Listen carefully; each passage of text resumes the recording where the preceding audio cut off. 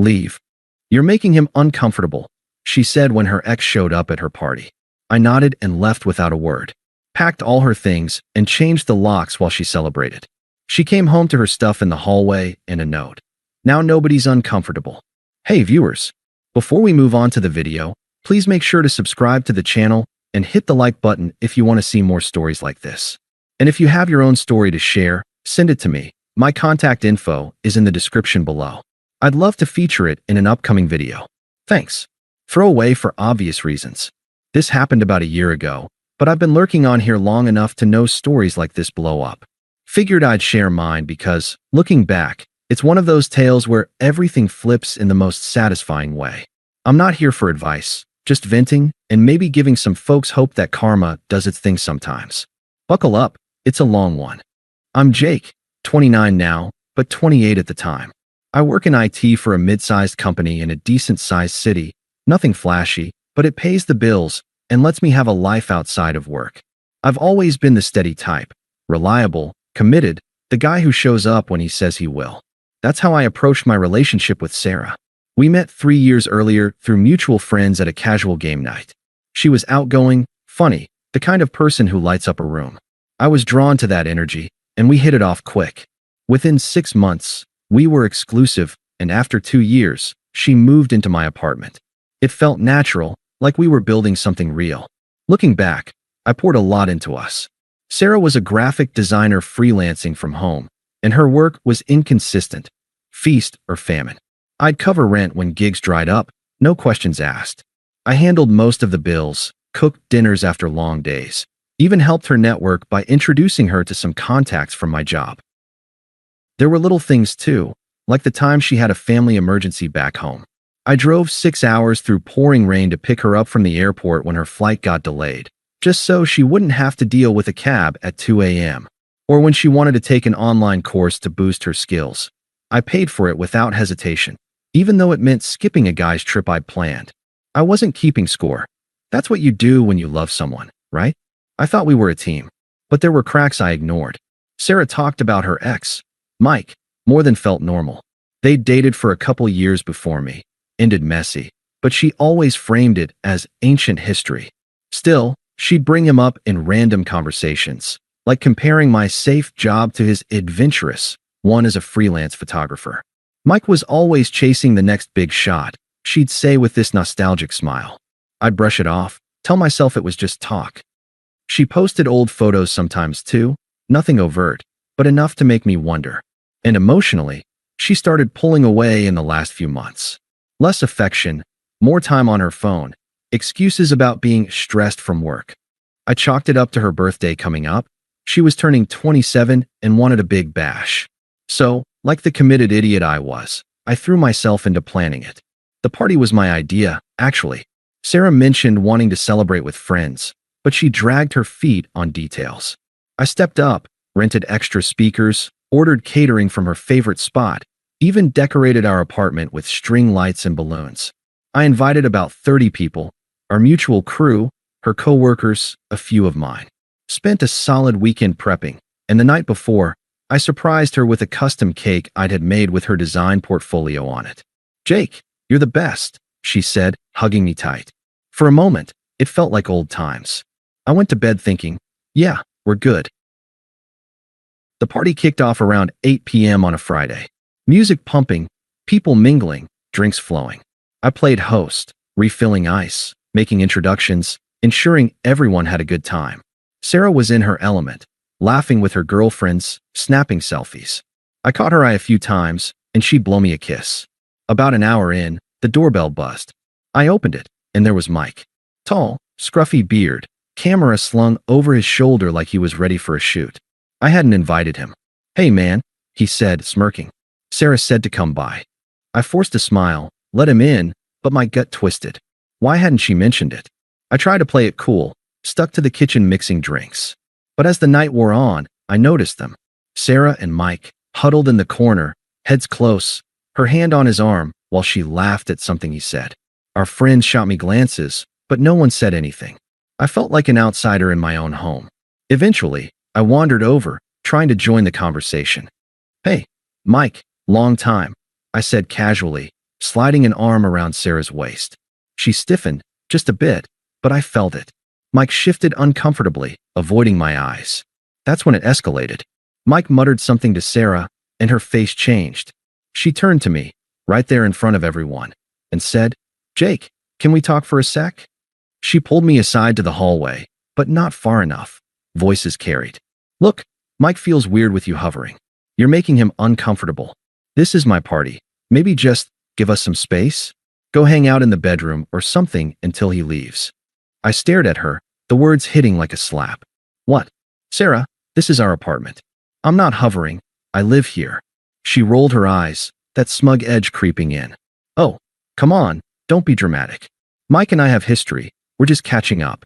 You're acting all insecure, and it's killing the vibe. It's not a big deal. Just chill out somewhere else for a bit. You'll be fine." "History? You're prioritizing your ex over me at a party I threw for you." She crossed her arms, voice sharpening. "See, this is why. You're turning this into something it's not. Mike's uncomfortable because you're glaring at him like some jealous boyfriend. I invited him because he's a friend. Get over it. If you can't handle that, maybe you should just leave for a while. Go grab a drink down the street, or whatever. The party's for me, not your ego." Her tone was dismissive, like I was a child throwing a tantrum. Twisted logic all the way, blaming me for the tension she created, justifying her favoritism as my insecurity. People nearby pretended not to hear, but the awkwardness hung thick. I felt the heat in my face, the confusion crashing in. How had we gotten here? But I didn't yell, didn't beg, didn't cause a scene. I just nodded, throat tight. "Okay, Sarah, if that's what you want." I grabbed my jacket from the coat rack, walked out the door without another word. The party sounds faded behind me as I hit the elevator. In the car, I sat for a minute, staring at the dashboard. Vulnerable didn't cover it. I was gutted. All those sacrifices, the loyalty I'd shown, and she tossed me aside like an inconvenience. For her ex. At her own party. The unfairness burned, but I drove to a nearby coffee shop, ordered a black brew, and just sat with it. No texts to her. No calls to friends. Just silence, letting the reality sink in. That was the moment I knew. We were done. I didn't go far that night. Just to a quiet diner a few blocks away, the kind with sticky booths and bottomless coffee refills. I sat there for hours, nursing a mug, staring at the steam rising like the fragments of our relationship evaporating. My phone buzzed a couple times, friends from the party checking in, probably sensing the weirdness. "You okay, man?" one texted. I replied with a thumbs up, nothing more. Sarah didn't reach out. Not a single message asking where I was or if I was coming back. That silence spoke volumes. It confirmed what I'd been ignoring. I was the backup, the safe option, while Mike was the spark she couldn't let go of. By midnight, the party would still be going, but I drove home. The apartment was empty when I got there. Everyone gone, lights off, remnants of the celebration scattered like confetti mocking me. Empty cups, half-eaten cake, balloons deflating on the floor. I stood in the living room, the weight of it all pressing down. Confusion swirled. How had my loyalty turned into this? I'd given up weekends, savings, emotional bandwidth, for what? To be sidelined at my own event? The unfairness gnawed at me, but I didn't smash anything. Didn't cry. I just detached. Like flipping a switch from us to me. I started in the bedroom. Pulled out her suitcases from the closet. The ones we'd used for that trip to the coast last summer, back when things felt solid. Methodically, I folded her clothes, packed her shoes, her makeup, her laptop charger. No rush, no anger-fueled frenzy. It was practical, almost therapeutic. Each item reminded me of a sacrifice. The dress I bought her for a work event, the books she'd borrowed from my shelf and never returned. I boxed up her freelance supplies from the living room desk, even the half-dead plant she'd insisted on keeping. The note came last, a simple post-it on the top suitcase. "Now nobody's uncomfortable." It echoed her words back, without the smugness. Just facts. Then, the locks. I called a 24-hour locksmith from the diner, explained it as a security issue. He showed up at 1 a.m., no questions asked beyond the fee. While he worked, I transferred the utilities back to my name only. Quick online changes, nothing dramatic. By 2 a.m., her stuff was in the hallway outside the door, neatly stacked. I double-checked for anything I'd missed, then locked up. Slept on the couch that night, phone on silent. No emotional outburst, no confrontation planned. She'd made her choice. I'd made mine. The next morning, I woke up early, feeling hollow but clear-headed. I blocked her number temporarily, not out of spite, but to give myself space. Called in sick to work, then hit the gym for the first time in months.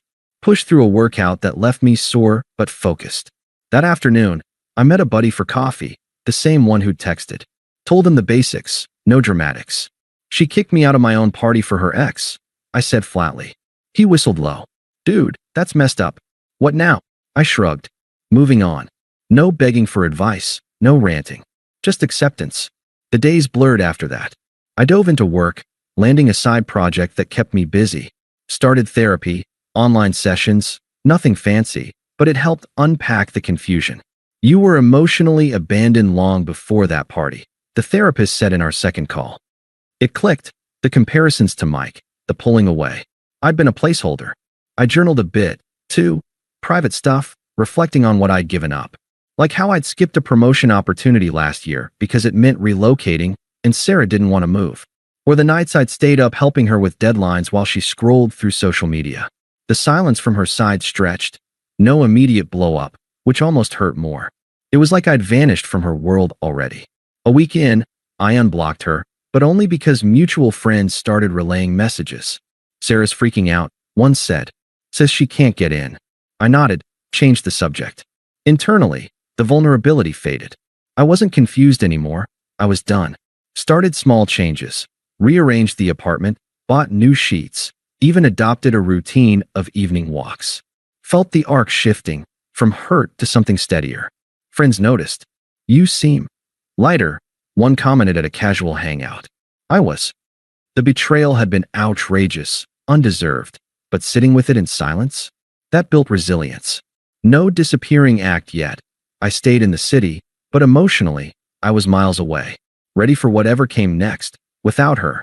About 2 months later, the pieces started falling into place on her end. I didn't stalk her socials, had muted them all, but word got around through our overlapping circle. Turns out, after the party, she'd crashed at Mike's place. Catching up turned into rekindling, fast and furious. But Mike? Unstable as hell. The adventurous photographer gig was a front for flaky jobs and jealousy rages. Friends whispered he'd blown up at her over nothing. A text from a male client, her liking an old photo of us. He'd accuse her of using him, then ghost for days, leaving her spiraling. It unraveled quick. Mike discarded her after a big fight. Something about her clinging to the past, ironic as that was. Dumped her via text, blocked her everywhere. She tried crashing with a girlfriend, but that soured when the truth spread. How she'd humiliated me publicly.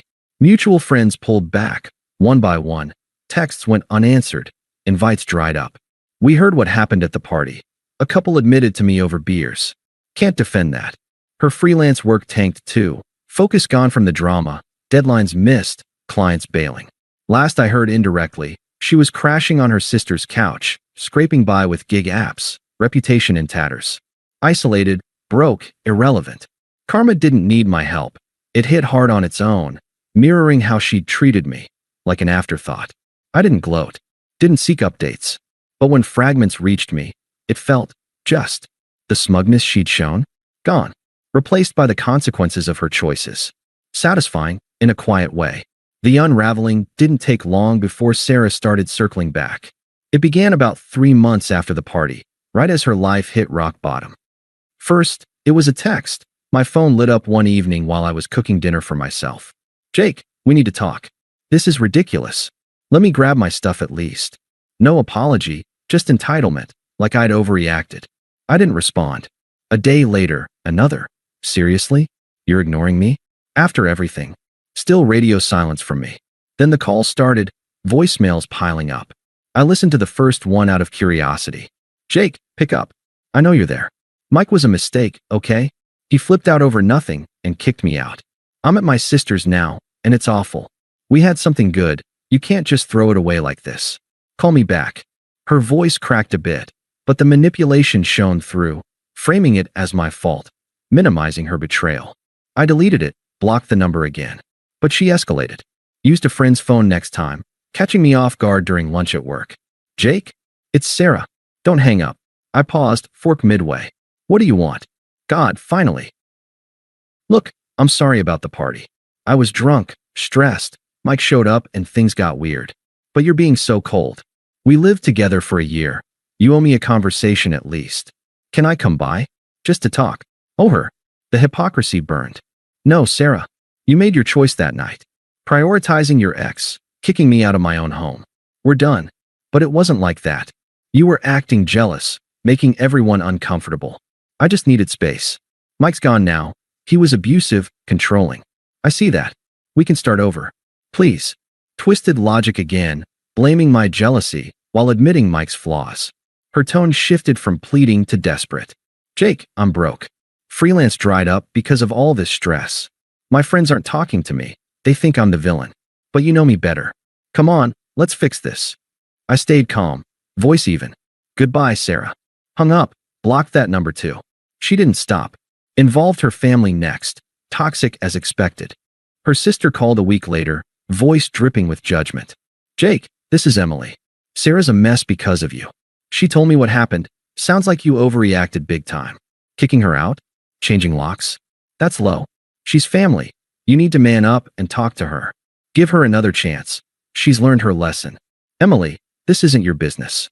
Sarah humiliated me publicly. I'm not interested. Oh, please. Relationships have ups and downs. You're just punishing her. Selfish, if you ask me. Click. Unpleasant, pushy, like Sarah's entitlement ran in the family. The attempts peaked with a surprise visit. I was home one Saturday, mid-workout, when the buzzer rang. Through the intercom, Jake, it's me. Let me up. We have to sort this. I didn't buzz her in. She waited outside for an hour, according to the doorman, then left a note under the door. This is getting pathetic. You're heartless. I thought you were better than this. Anger creeping in now, her true colors showing, from desperate pleas to rage when I wouldn't budge. Friends got roped in too. One mutual acquaintance texted, Hey, Sarah asked me to reach out. She's really sorry, man. Thinks you two could work. I replied politely. Appreciate it, but no. The harassment tapered after that, but each attempt just reinforced my detachment. I wasn't moved. Her desperation was her problem now. It all culminated at our mutual friend Tom's birthday gathering, about 6 months post-party. Casual bar set up downtown, low-key, good vibes. I'd been invited weeks earlier, figured it'd be fine. Walked in with Lisa, a woman I'd met through work a couple months back. Nothing serious yet, but she was kind, grounded, made me laugh without the drama. We were at a high-top table, chatting with the group, when Sarah appeared. Disheveled, hair messy, eyes red like she'd been crying. Alone, nursing a drink at the bar, until she spotted me. She approached hesitantly, voice shaky. Jake, hey, didn't expect you here. Can we talk? Privately. The group went quiet. I stayed seated calm. Sarah, what is it? Her eyes flicked to Lisa, then back. Who's this? Anyway, look, I messed up. Big time. Mike was a disaster. He used me and bailed. I'm alone now, scraping by. Seeing you here, it hits me what I lost. We were good together. Give me another shot? Please. Desperation peaked, tears welling, hands twisting. But I felt nothing. No sympathy, no pull. Just closure. Sarah, you said I was making him uncomfortable. So I left. Gave you space. Now, you're making me uncomfortable. That chapter's closed. She blinked, words echoing back like a mirror. But I didn't mean it like that. Come on, Jake. We've got history. History you prioritized over us. Facts are, I've moved on. Built a better life. Promotion at work, new routines, people who value me. I nodded toward Lisa, who smiled supportively. You're irrelevant now. Wish you well, but don't contact me again. Her face crumpled, hypocrisy exposed, power flipped. She muttered something angry under her breath, like, you'll regret this, and stormed out. The bar exhaled. Friends clapped me on the back later. Handled like a boss. That was it. Emotional freedom hit fully then. No more confusion, just peace. Life's thriving without her shadow. If you're in a similar spot, Reddit, detach, rebuild. Karma handles the rest. Update. A year on, I'm engaged to Lisa. Sarah? Last I heard, still struggling. But she's not my story anymore. Thanks for watching. Make sure to subscribe to the channel and hit the like button. What do you think about this story? Share it in the comments.